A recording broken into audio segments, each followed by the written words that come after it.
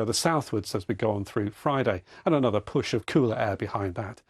So Friday at the moment is shaping up to look like this. Outbreaks of rain pushing south, brightening up behind it with a few showers to follow. Now, a lot of attention, of course, at the moment is across the other side of the Atlantic on catastrophic Hurricane Dorian impacting the Bahamas. Now, this is how it looked on the satellite picture as it approached the Bahamas. Look at the distinct eye, always a sign of the power of a hurricane. But there are big question marks about what happens after the devastation that it wrought in the Bahamas. Now, it's going to move to the west, but then take a turn to the north.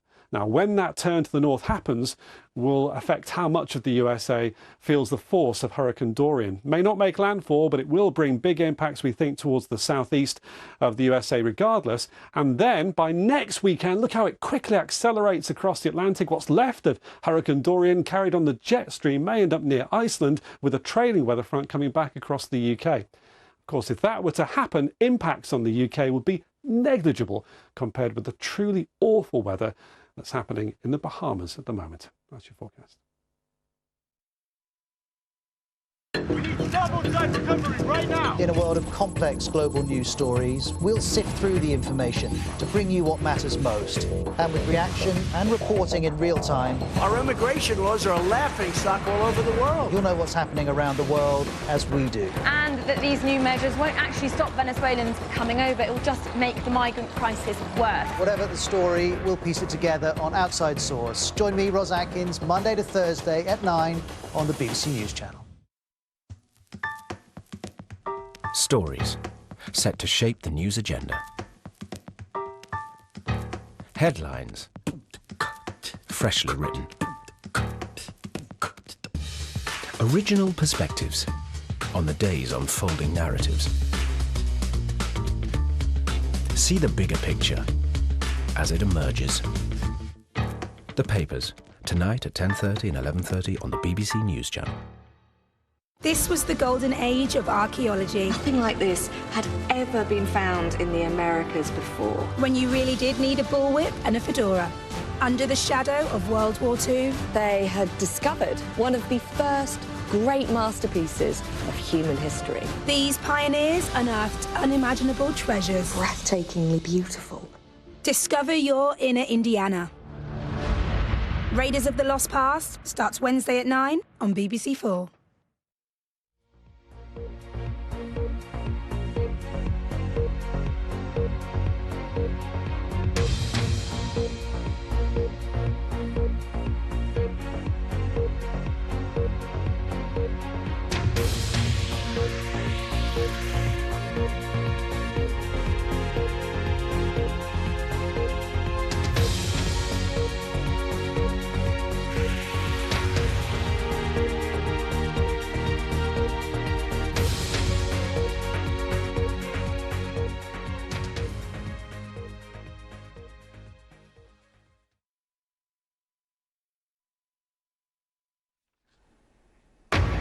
Conservative MPs are warned of severe consequences if they fail to vote with the government this week, including being barred as party candidates.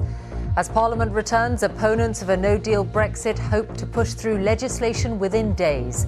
But a senior minister suggests the government may not be bound by it. Let's see what the legislation says. You're asking me about a pig in a poke, and I will wait to see what legislation the opposition may try to bring forward. We'll be exploring the rift between Downing Street and some Tory MPs and asking if it will lead to an election. Also tonight, chaos at Hong Kong airport as action by protesters causes disruption and cancelled flights. 80 years after Germany attacked Poland, the invasion that sparked World War II is remembered. The devastating environmental and human cost of demand for palm oil in the beauty industry. It's just out of my makeup bag.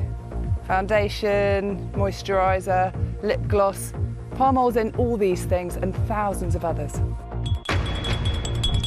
And the painters putting coastal erosion in the frame at Land's End.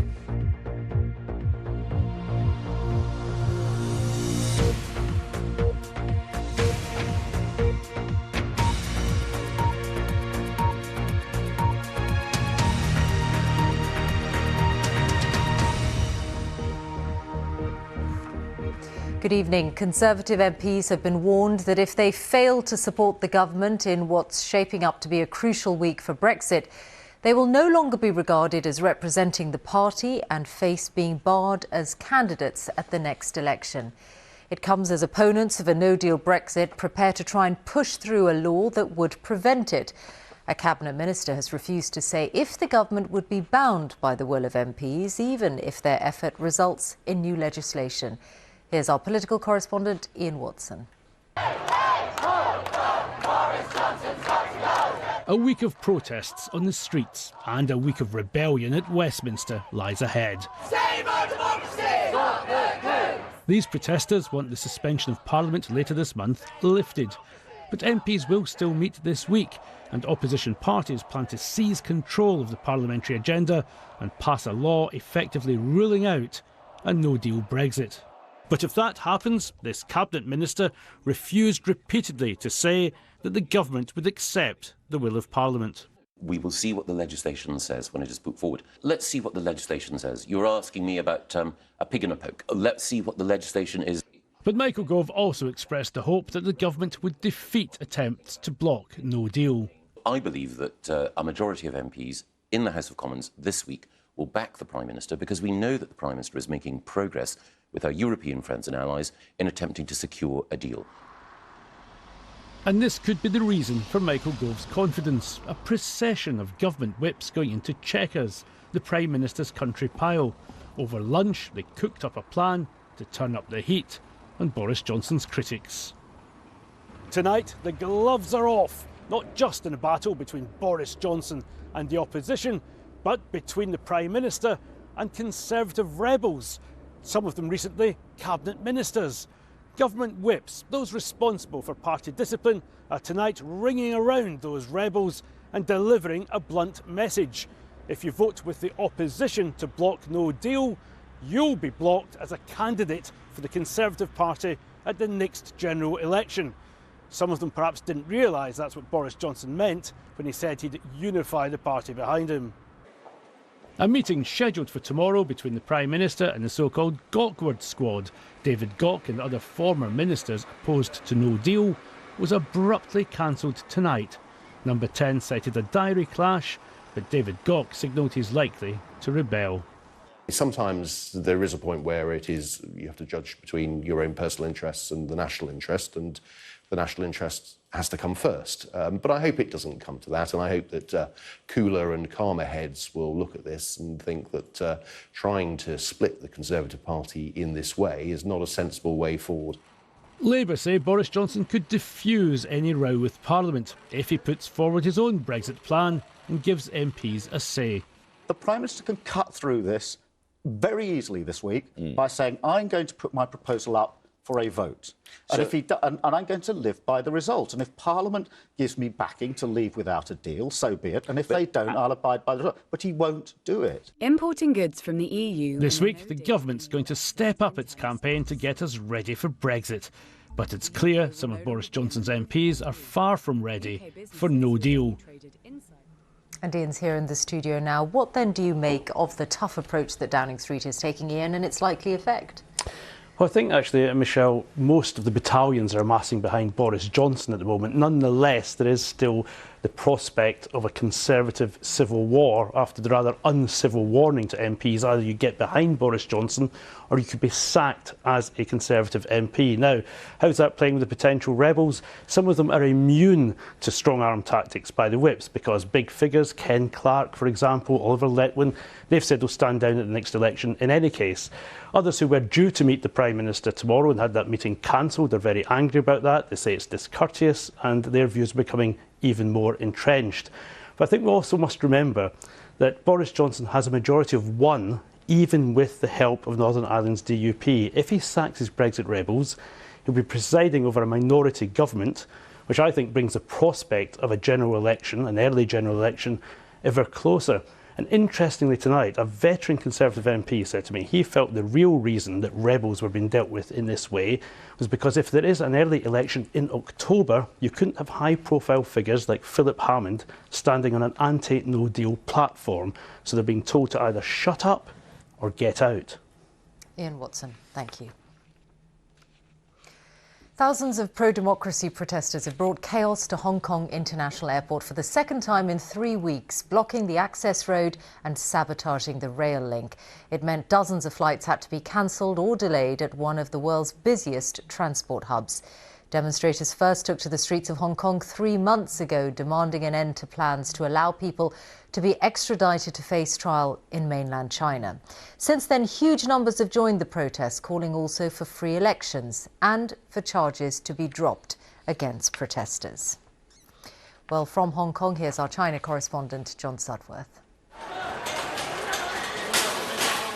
Hong Kong Airport, a vital part of an open, free trading economy, under siege.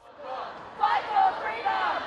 With pilots having to clamber over the barriers as the pro-democracy campaign tries to hit this city where it hurts.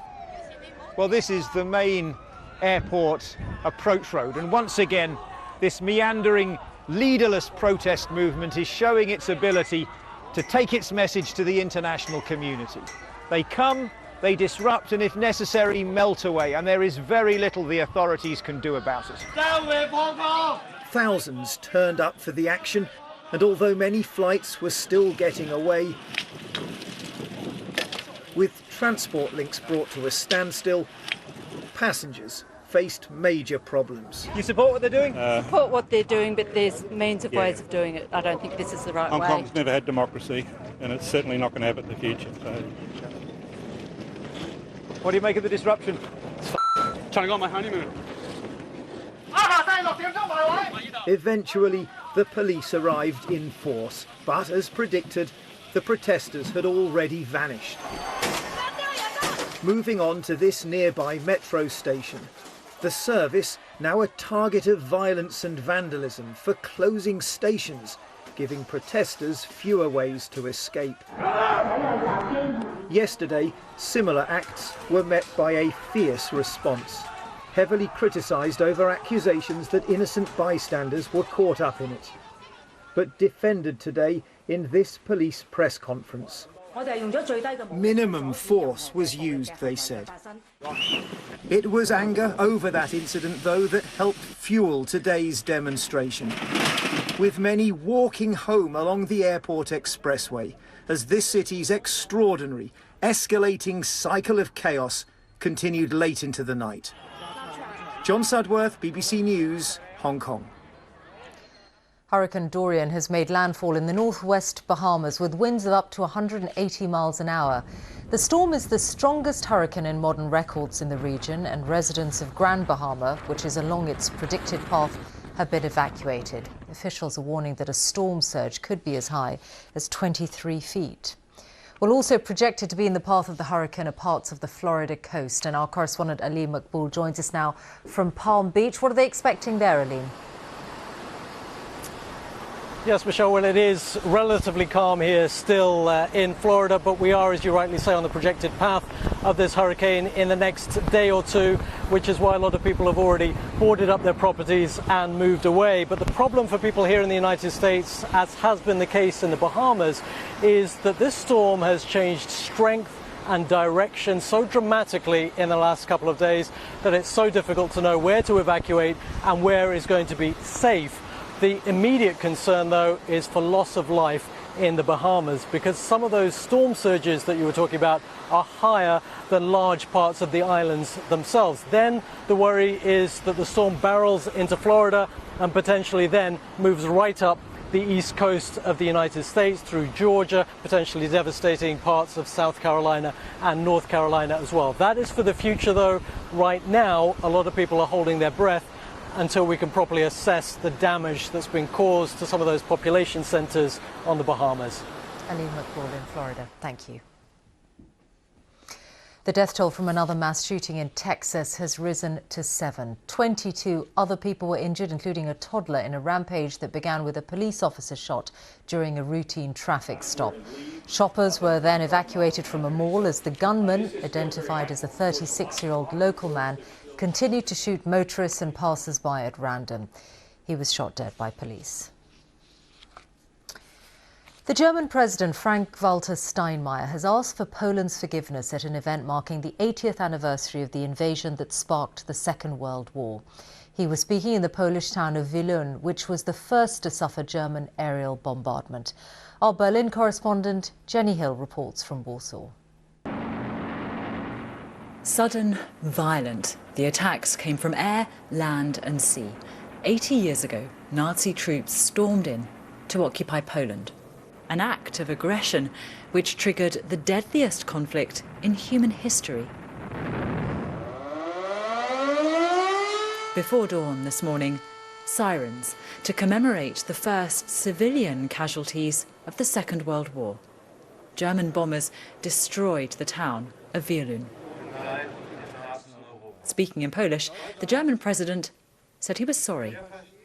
I bow my head before the victims of the attack on Wielun. I bow my head before the Polish victims of Germany's tyranny, and I ask for forgiveness. In Warsaw, a chance to reflect on the horrors of conflict past. But among the leaders and heads of state, two notable absences. Donald Trump cancelled his attendance at short notice, and the Russian leader, Vladimir Putin, wasn't invited. The leaders who came here today came to commemorate not just war, but Europe's hard-won peace. Yet they themselves are deeply divided over the very values upon which post-war Europe is built. There was a sense at times today that the unity those leaders are supposed to represent is in fact rather fragile. Jenny Hill, BBC News, Warsaw. Demand for palm oil in food products around the world has fueled the destruction of rainforests in Indonesia and Borneo as palms are planted on cleared land. What is less known is the immense demand for palm oil from the skincare and beauty industry. It is used in more than 2/3 of makeup products. Our environment correspondent Claire Marshall has been to Papua New Guinea to investigate the cost of a controversial industry and to see how palm oil can be sustainably produced. What helps to make lips glossy? Face cream creamy? Palm oil, a driver of rainforest destruction and in 70% of makeup. And just relax your lip, open. Emmy owns her own salon in Somerset. We went with her to the other side of the world to investigate what's in the products she uses. This is one of the largest palm oil plantations in Papua New Guinea. To make way for it, the forest has been cut down huge chunks at a time. Nobody sees this. We don't appreciate kind of what goes into putting things on our face or what we use to like wash with, and this side of it should be shown more. We came uninvited, and this is what we found. There were young children, barefoot, working in the searing heat. Do they have any rules saying no children, or? There is no rules for children or anything. Yeah. They have to bring children here to work in the farm so they will have money. In a nearby village, more children of the plantation. Some clearly need medical help. They say when the palm oil company came, it promised them a new hospital. 8 years later, it's still not been built. We used to live by forest. The forest was our source of food. It was just like our supermarket. But now the company came, we lost everything. In another village, they tell us a similar story. Bewani Oil Palm Plantation isn't a certified sustainable palm oil company. It told us it acted legally. It didn't allow child labour. It said the area had been neglected for decades, it had brought jobs and benefits, and was committed to addressing the needs of the villagers. It's important to remember that this whole process, its impact on the forest, the communities, it's all down to produce a product that we want. It's just out of my makeup bag. Foundation, moisturiser, lip gloss, palm oil's in all these things and thousands of others. We went to a different part of Papua New Guinea to see a company that has signed up to produce palm oil in a better way. On this certified sustainable plantation, they follow strict rules. They plant and harvest the palms, but don't cut down any new rainforest. They also pledge to treat workers fairly. I feel happy because the company provides water and like transport for the children to go to school. The fruit is taken off to the mill and processed. This oil gets a stamp, a bit like a fair trade one. But most of the time this isn't put on product labels. The average consumer going into the supermarket, doesn't know. All they know at the moment is that palm oil is bad. And that's particularly frustrating for the sustainable palm oil industry. Emmy glimpses a fragment of rainforest not yet destroyed by palm. It's incredible. I'm going to go home and try and look into the brands that I use to make sure that the ingredients that are in it, where it's come from. Palm oil is up to 10 times more productive than other vegetable oil crops. Producers hope the sustainable, more acceptable side won't stay so hidden. Claire Marshall, BBC News, Papua New Guinea. And there's more on palm oil production in BBC Three's Unmasked, Makeup's Big Secret, which will be on the BBC iPlayer from tomorrow. Formula One paid tribute to Antoine Hubert today, the French driver who was killed in a crash in Formula 2 at the Spa circuit yesterday. At the Belgian Grand Prix, Ferrari secured their first victory of the season, as Patrick Geary reports. For a minute, the engines fell silent.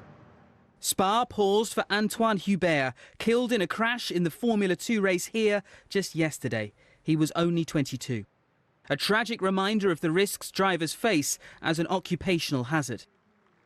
And it's lights out, away we go. At these speeds, anything can happen. Many of the crowd had come to watch Max Verstappen, born in Belgium, and yet his race was over within a lap. Most importantly, he was unharmed.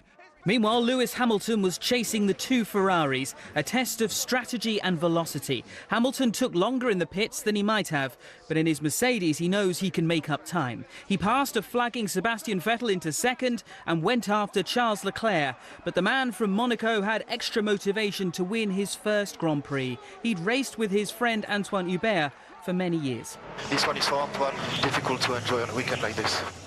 For Leclerc, some achievement, but one of the moments of his life had been put in a sober context. Some things are more important. Patrick Geary, BBC News. In tennis, Johanna Konta is through to the quarterfinals of the US Open after beating number 3 seed Karolina Pliskova. Konta recovered from a set down to win 6-7, 6-3, 7-5 and will meet either Elina Svitolina or Madison Keys in the last 8. Konta is the first British woman to reach the quarterfinal stage at Flushing Meadows since 1983. Now, about 1,000 landscape painters took to the cliffs at Land's End in Cornwall this morning. Their aim was to break a record and to raise awareness about coastal erosion. Our arts correspondent David Silito was there. I've never seen so many people on this path before. It's incredible and so lovely to see, and it's a beautiful day. To be here with 1,000 other artists is quite an extraordinary and quite weird thing, yes. Welcome to Land's End, one of the most familiar stretches of the British coastline, and today packed with painters, hundreds upon hundreds, lined from here to Sennen Cove, both capturing the beauty but also reminding us of the threats to that beauty. I love it down here, all the granite and the crystal clear water and the white sand, and to be amongst so many other artists as well. I'm usually quite a solitary painter, so I don't really mix with other people doing what I'm doing. There's a much bigger message here, and it's trying to get people to understand that by coming to a beautiful place like this in Cornwall, you do have a responsibility to look after the area. If anywhere's the front line of changing weather patterns, it's Britain's coastline. Storms can carve out 5 years of erosion in a single night. Footpaths can turn into gullies, weakening cliffs that can easily give way. Other areas have become clifftop deserts. Oh, this is what the problem is, isn't it? This path should be narrow and, well, half the cliff has been eroded away. Yeah, it's really clear to see the impact on the landscape here at this point. And with the hundreds of thousands of people coming through here, the impact just gets worse every year. The solution to this erosion? A new pathway of granite blocks. Without it, these cliffs will soon be worn bare. But for the artist behind today's gathering, this is about more than just fundraising. It creates an emotional bond between you and the landscape, and I think that's a really important message for trying to encourage kids to engage with conservation or environmental issues. This is then both a celebration of natural beauty and a reminder of its fragility. David Sillito, BBC News, Land's End.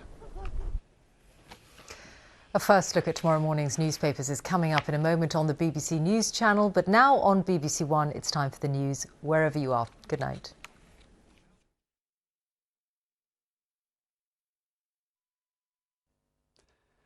Hello. This time last week we were saying goodbye to hot continental air which had lifted temperatures above 30 Celsius in some spots as inevitably cooler air came back from the Atlantic. And looking at the jet stream coming right across the Atlantic towards us, it is Atlantic influence weather which stays with us this week. Occasional dips in the jet stream will bring low pressure systems and rain our way. Rain at times, not all the time, and a lot of it will be affecting northern and western parts of the UK, though all of us will see rain at some stage of the week. It'll be quite breezy and temperatures at or even below average for the time of year.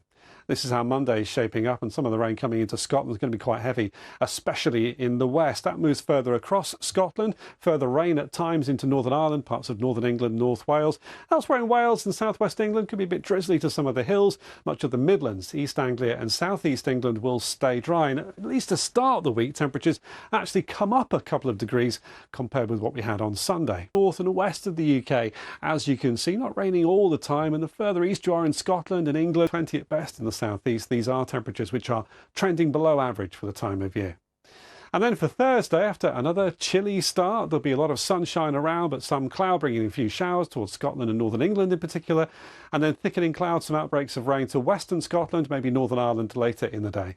And that's as another weather system comes across the Atlantic, comes towards us, carried on the jet stream, and takes outbreaks of rain further southwards as we go on through Friday, and another push of cooler air behind that. So Friday at the moment is shaping up to look like this. Outbreaks of rain pushing south, brightening up behind it with a few showers to follow.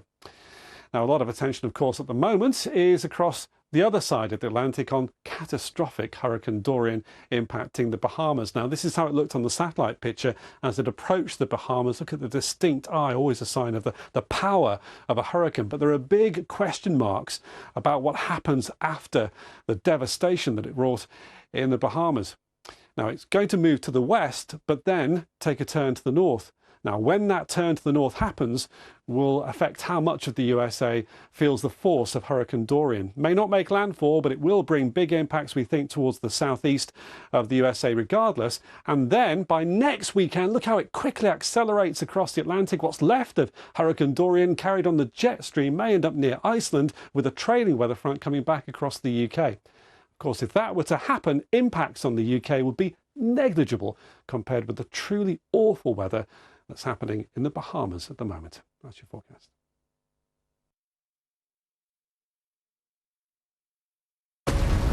Eight minutes ago, a sunbeam struck out into the vast vacuum of space. It did not bounce off course as so many others do. It was not absorbed. When it reached our atmosphere, it continued unfazed. This particular sunbeam came to you. And you were ready for it. To know what's coming, check the BBC Weather app. This is the story of the fatal mistakes. He thinks he can somehow blackmail the Nazis. Brutal crimes left unchallenged. He camps in the small town of Dachau. Of double deals and secret conspiracies. They want to annihilate you from existence altogether. That could have prevented one man from changing the course of history. Rise of the Nazis. Starts tomorrow at 9 on BBC Two and BBC iPlayer.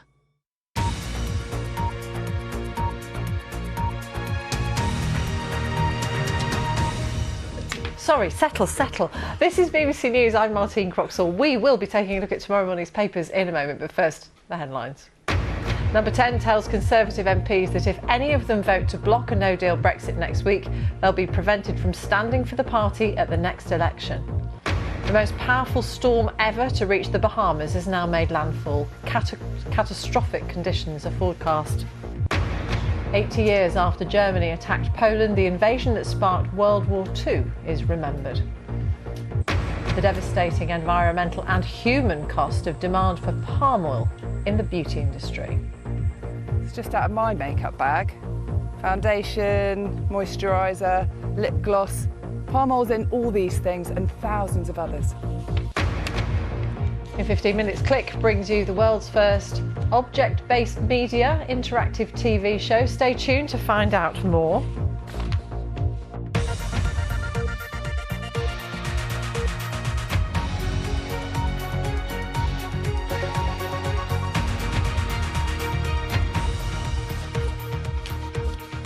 Hello and welcome to our look ahead to what the papers will be bringing us tomorrow. With us, Mirror's political correspondent Nicola Bartlett and President of the Foreign Press Association, Bénédicte Paviot from France 24. Welcome to you both. Nice to have you here. Tomorrow, front pages then, many of them already in, a warning from the Prime Minister on tomorrow's Telegraph. Conservatives who defy Boris Johnson will be trying to stop a no-deal Brexit will be expelled from the party. More of the same on the Times as the Prime Minister warns rebel Tories, "I'll kick you out of the party." MPs who block no deal will be banned from standing as Conservatives. Ready, steady, chaos. The Metro warns Westminster mayhem looms as MPs prepare to return to work tomorrow after Downing Street signalled any new laws to block a hard Brexit could simply be ignored. The Financial Times reports that a Labour government would cost UK companies £300 billion by shifting shares to staff in one of the biggest state raids on the private sector to take place in a Western democracy. Back me or I'll sack you. More warnings from the Prime Minister to any Tory rebels threatening to block a no-deal Brexit on the Daily Mail. Boris vows to boot out Brexit rebels, reads the Daily Express alongside a picture of the Queen. Except that's The Guardian. We just showed you that. Similar headline on The Guardian. Paper also reports that if you were looking for the Queen, she looked suspiciously like Meryl Streep. We haven't got any more. OK, shall we just make a start, Chrissy?